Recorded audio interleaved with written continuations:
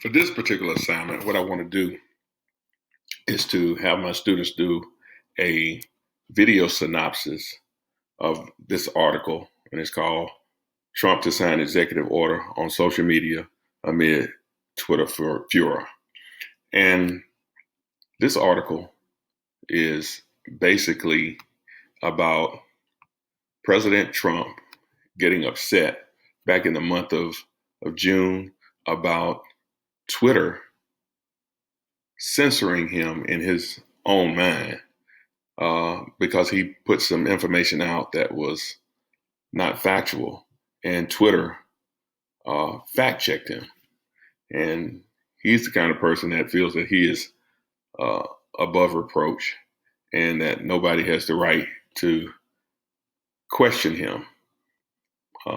Not so much like a president, which under our Constitution and under the way that historically our laws have been set up in the past, or our protocols have been set up in the past, he is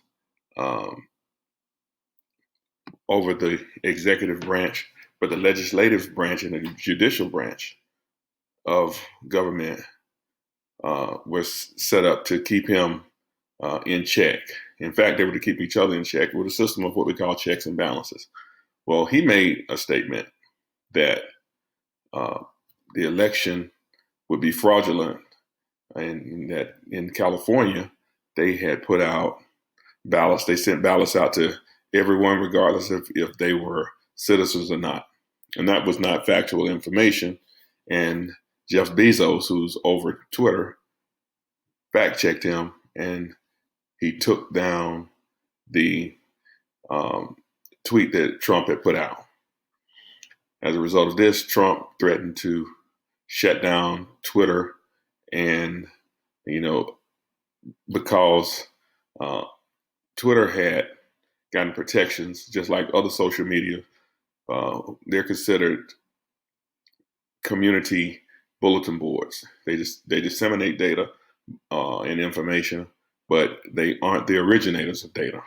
So they get protection under the Communications and Decency Act, Section 230C from 1996. They're not content creators. They just disseminate content. So they aren't liable for information that somebody else posts. Well, Trump, was livid, and he said that he wanted to take away their Section 230C protection, because anytime that they fact check and they serve as gatekeepers, they are essentially content creators such as a magazine. And of course, President Trump didn't have the authority to unilaterally just stop